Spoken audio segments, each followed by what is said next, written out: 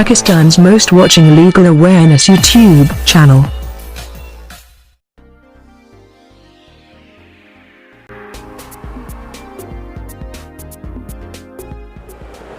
बिस्मिल्लाहिर्रहमानिर्रहीम अल्हम्दुलिल्लाहि रब्बिल आलमीन। अस्सलाम वालेकुम friend and viewers, I hope all are fine. This is Mubashar Iqbal Chauhan, advocate high court and legal lecturer. Series of legal lectures के अंदर हमारा आज का सब्जेक्ट मुस्लिम पर्सनल लॉ। हमारा टॉपिक या question essential of valid marriage.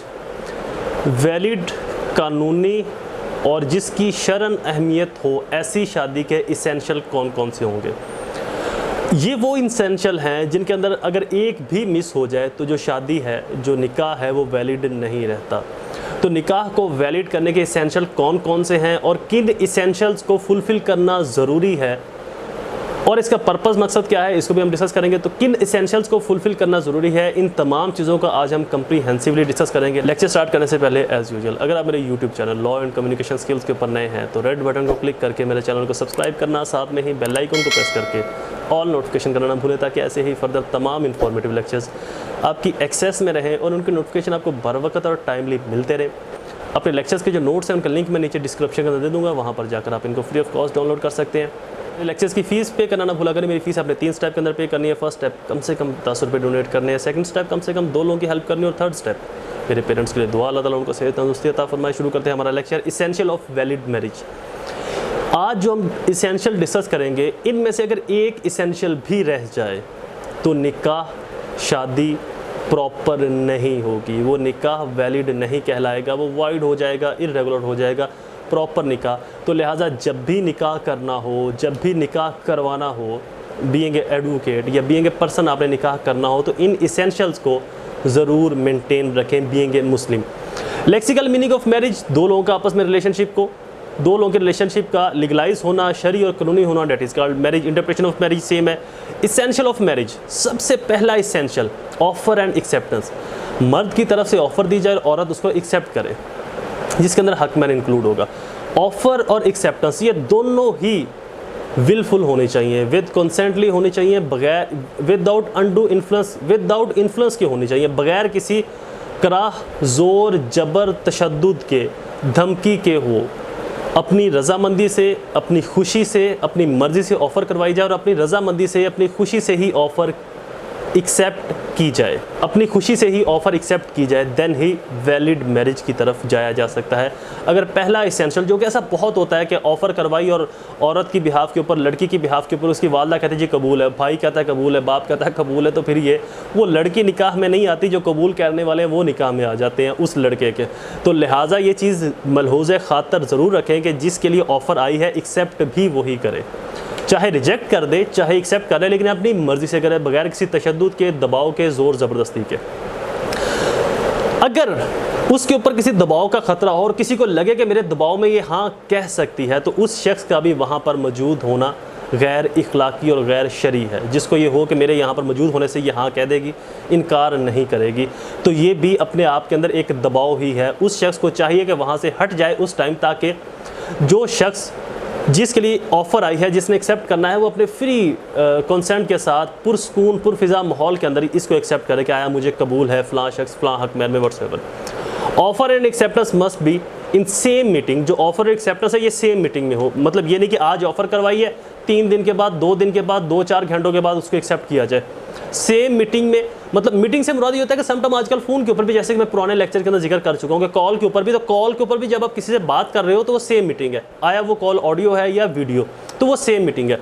Same meeting से मुराद यहाँ पर ये है कि ऑन द स्पॉट, उसी जो फैक्चुअल सर्कमस्टांसिस के अंदर जो क्रिएशन हुई हुई है उसके अंदर, ये नहीं कि अभी ऑफ़र करवाई 2-3 दिन, हफ्ते के बाद, महीने के बाद उसको एक्सेप्ट कर लिया जाए, तो ये ऑफ़र एक्सेप्टेंस की क्राइटेरिया को फुलफ़िल नहीं करती। तो इसलिए सेम मीटिंग के अंदर ही ऑफ़र करवाई जाए और उसको एक्सेप्ट किया जाए। फ्री कंसेंट, जैसा कि मैंने आपको बताया, दोनों की, दुल्हा की भी और दुल्हन की भी, लड़का और लड़की की फ्री कंसेंट का होना बहुत ज़रूरी है। दोनों के ऊपर कोई दबाव, ज़ोर ज़बरदस्ती ना हो। अगर दोनों में से किसी एक के ऊपर भी दबाव है, आया लड़के के ऊपर या लड़की के ऊपर, तो ये निकाह वैलिड नहीं होगा, ये शादी वैलिड नहीं होगी।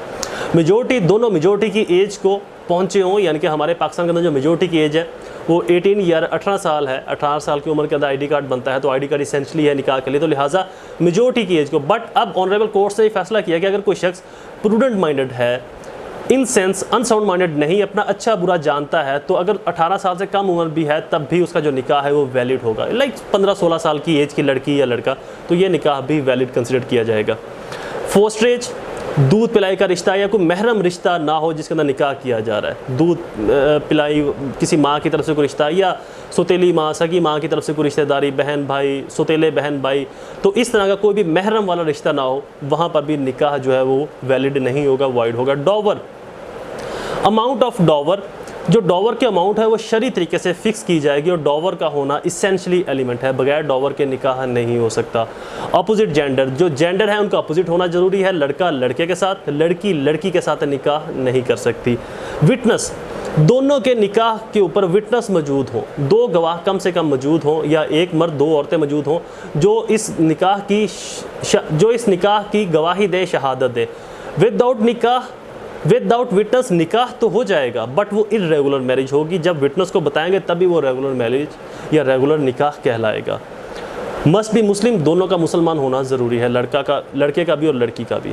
ऑब्जेक्ट ऑफ मैरिज, इसका ऑब्जेक्ट क्या है? लीगलाइजेशन ऑफ सेक्सुअल इंटरकोर्स, जो जिस्मानी रिलेशन है, जो सेक्सुअल इंटरकोर्स है, उसको लीगलाइजेशन करना, शरी और कानूनी और इखलाकी तौर के ऊपर उसको लीगलाइज करना, that is basic object of marriage.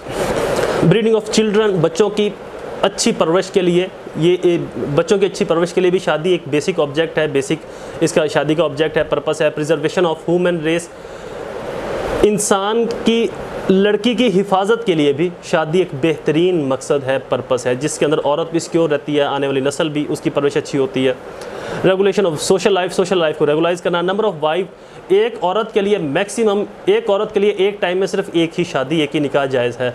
एक मर्द के लिए एक टाइम में 4 शादियाँ जायज़ हैं, 5वीं शादी जो है वो इर्रेगुलर होगी, अगर बाकी चारों में से किसी एक को डिवोर्स देगा तो 5वीं जो है वो रेगुलर हो जाएगी।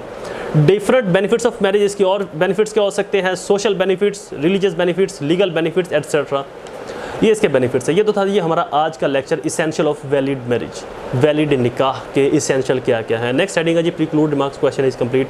आई होप ये लेक्चर आपके लिए फ़ायदेमंद साबित हुआ होगा। वीडियोज़ को लाइक और शेयर ज़रूर करें, सब्सक्राइब ज़रूर करें हमारे चैनल को, ऐसे ही फर्दर इन्फॉर्मेटिव लेक्चर सुनने के लिए। दोबारा हाजिर होऊंगा एक नई सीरीज़ में, एक नए लेक्चर के साथ। तब तक मुझे अपनी दुआओं में ज़रूर याद रखें। अल्लाह ताला आप सबका हामी नासिर हो। वस्सलाम।